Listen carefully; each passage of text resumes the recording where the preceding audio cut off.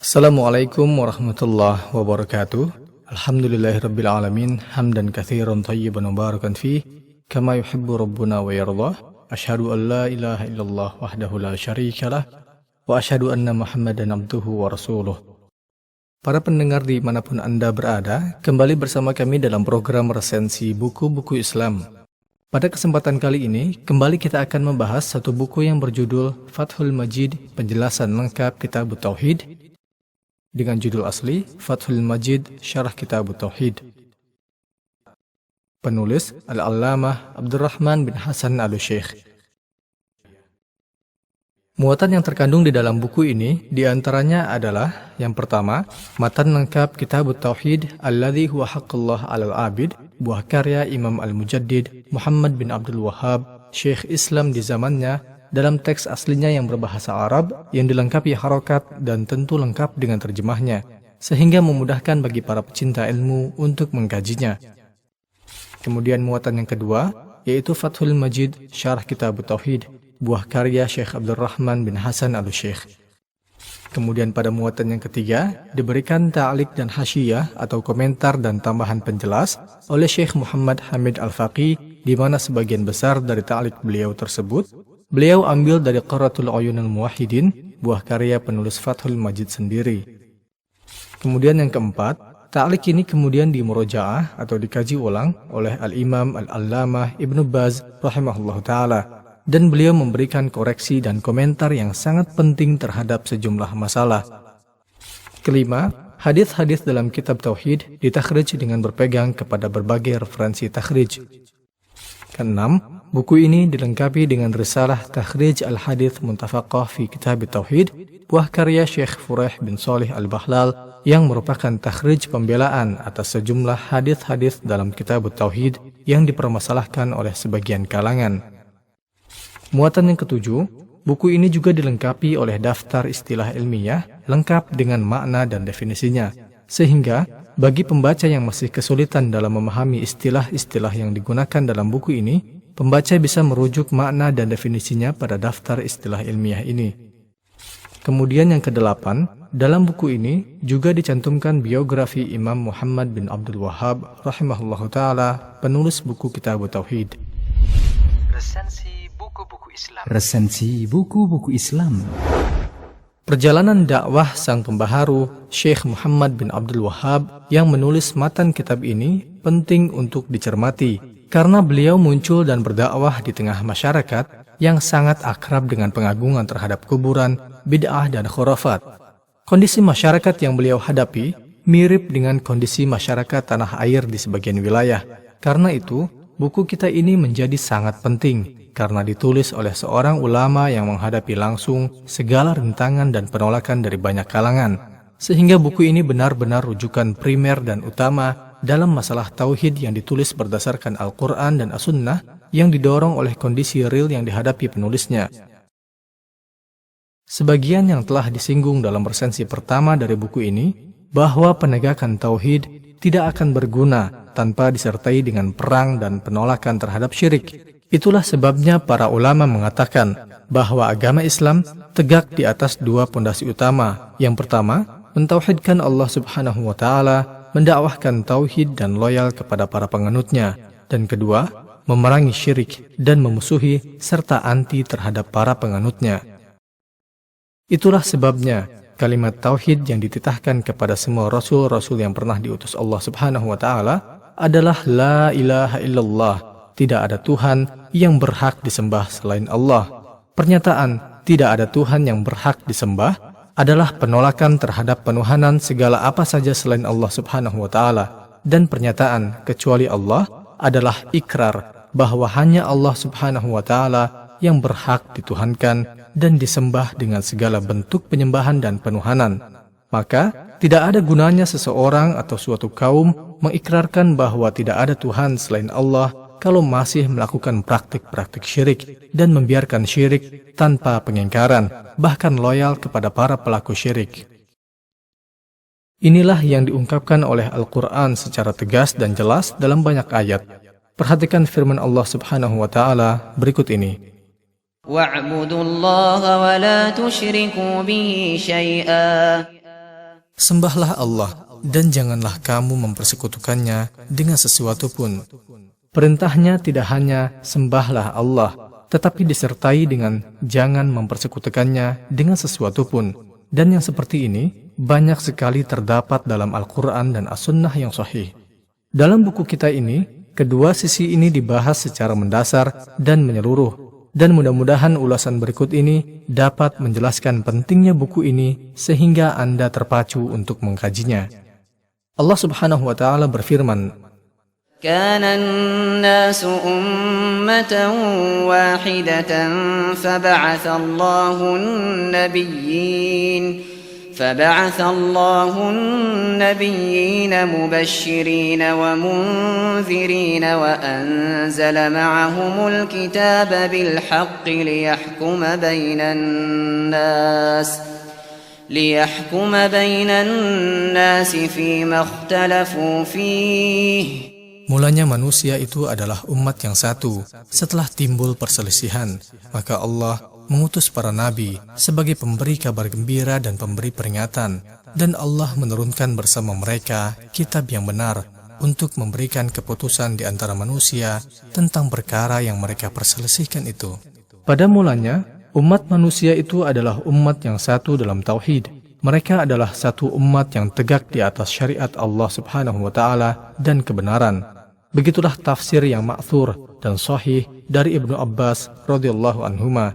Dan dalam riwayat sahih disebutkan bahwa itu berlangsung selama 10 generasi. Kemudian menjelang diutusnya Nabi Nuh alaihissalam sebagai Rasul yang pertama, tercatatlah ada 5 orang ulama yang solih yang menjadi panutan umat kala itu. Wafat seorang demi seorang, sebagaimana yang disebutkan oleh Allah Subhanahu wa Ta'ala dalam surat Nuh. Para pengikut mereka tentu sangat merasa kehilangan dengan kepergian mereka, karena merekalah yang selama itu menjadi teladan mereka dalam beribadah kepada Allah Subhanahu wa Ta'ala. Dalam situasi itulah muncul setan kepada mereka dan membisikkan agar mereka membuat semacam arca atau patung untuk 5 orang solih tersebut, agar mengingatkan mereka bagaimana hebatnya kesulihan mereka, sehingga mereka tetap bersemangat mengikuti jejak orang-orang solih itu, sekalipun mereka telah wafat. Patung-patung mereka pun kemudian dibuat dan diletakkan pada majelis-majelis tempat mereka biasa menyampaikan pengajaran. Dan kala itu patung-patung tersebut belum disembah. Ketika generasi yang membuat patung telah meninggal dunia satu demi satu, lalu datanglah generasi baru yang tidak mengetahui tujuan dibuatnya patung-patung orang-orang solih tersebut.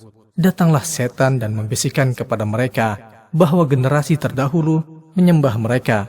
Maka patung-patung itu pun mulai disembah. Inilah syirik pertama dalam sejarah yang dilakukan anak cucu Nabi Adam alaihissalam. Dan pada kaum itulah Nabi Nuh alaihissalam diutus oleh Allah Subhanahu wa Ta'ala. Makna ayat di atas adalah lebih kurang sebagai berikut. Pada mulanya, manusia itu adalah satu di atas tauhid. Mereka semua bertauhid dan berpegang pada syariat yang hak. Kemudian muncullah syirik, sehingga terjadilah perselisihan. Ada yang tetap teguh bertauhid, ada yang terjerumus dalam syirik. Maka Allah mengutus para nabi sebagai rasul-rasul Allah Subhanahu wa Ta'ala demi untuk menyampaikan kabar gembira dengan syurga bagi yang teguh bertauhid dan memperingatkan dengan neraka bagi yang melakukan syirik. Dan bersama para rasul tersebut, Allah Subhanahu wa Ta'ala menurunkan kitab suci sebagai pemutus perselisihan yang terjadi tersebut. Maka syirik yang dilakukan oleh kaum Nabi Nuh alaihissalam sama persis dengan syirik yang dilakukan oleh kaum Quraisy, di mana Nabi kita Muhammad SAW diutus oleh Allah Subhanahu wa Ta'ala kepada mereka.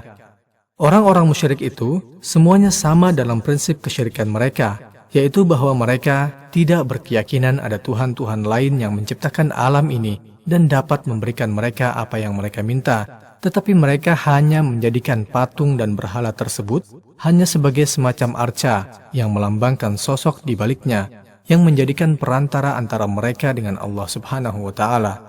Inilah hakikat syirik kaum Nabi Nuh alaihissalam, dan ini pula syirik yang dilakukan oleh kaum jahiliyah Quraisy. Dan tipu daya dan fitnah paling besar yang diciptakan setan adalah pengagungan terhadap kuburan orang-orang soleh sebagai pengganti pengagungan kepada patung orang-orang soleh. Dan inilah yang sampai sekarang masih mengotori dunia Islam. Inilah hakikat perseteruan yang paling pokok antara kebenaran dan kebatilan hingga hari kiamat.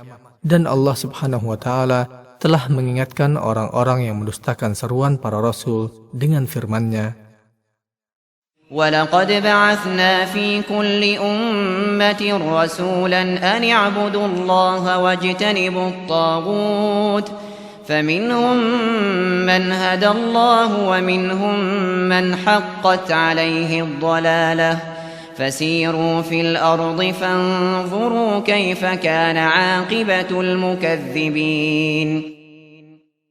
Dan sesungguhnya kami telah mengutus Rasul pada tiap-tiap umat untuk menyerukan, sembahlah Allah saja dan jauhilah tagut itu.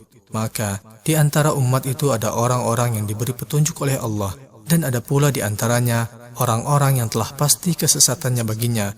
Maka berjalanlah kamu di muka bumi dan perhatikanlah bagaimana kesudahan orang-orang yang mendustakan rasul-rasul. Quran Surat An-Nahl ayat 36. Maka kehadiran buku ini adalah pencerahan hebat yang mudah-mudahan merupakan titik awal dari penegakan tauhid secara murni di negeri ini. Tentu buku ini telah lama terbit dalam bentuk terjemahan yang komplit dan hanya Anda bisa dapati dalam terbitan Shahifah Haq ini. Lebih dari itu, setan akan selalu berusaha dengan berbagai macam cara untuk menyesatkan manusia dengan membisikkan berbagai macam perbuatan yang merusak tauhid kaum muslimin, sebagaimana yang mereka lakukan terhadap kaum Nabi Nuh alaihissalam tadi. Iblis laknatullah telah bersumpah kepada Allah Subhanahu wa Ta'ala untuk menyesatkan manusia. Allah berfirman mengabadikan ucapan iblis, قَالَ فَبِعِزَّتِكَ لَأُغْوِيَنَّهُمْ أَجْمَعِينَ إِلَّا عِبَادَكَ مِنْهُمُ الْمُخْلَصِينَ. Demi keperkasaanmu, aku akan menyesatkan mereka semuanya, kecuali hamba-hambamu yang diberi keikhlasan di antara mereka. Quran Surat Shad ayat 82.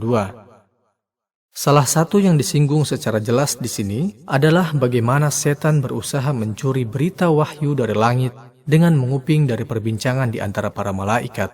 Lalu satu kebenaran yang mereka dengar itu, mereka bisikan kepada dukun dan ditambahkannya dengan 100 kebohongan.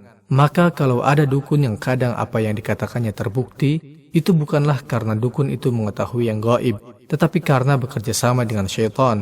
Dan bersama kebenaran yang hanya satu itu, ada 100 kebohongan yang dapat menyebabkan orang-orang yang mendatangi mereka terjatuh dalam kemusyrikan dan kekufuran. Oleh karena itu, Nabi SAW memutuskan semua jalan yang mungkin menghubungkan seorang muslim dengan dukun dengan sabda beliau, barang siapa yang datang kepada seorang dukun, lalu membenarkan apa yang dikatakannya, maka orang tersebut telah kafir terhadap apa yang diturunkan kepada Nabi Muhammad SAW. Hadis ini disahihkan oleh Syekh Al-Albani dan beliau takhrij dalam silsilah hadis as-sahihah nomor 3387. Begitu juga dengan sihir dengan berbagai jenisnya. Resensi buku-buku Islam. Resensi buku-buku Islam. Demikian resensi buku kita kali ini dari judul Fathul Majid, penjelasan lengkap Kitab Tauhid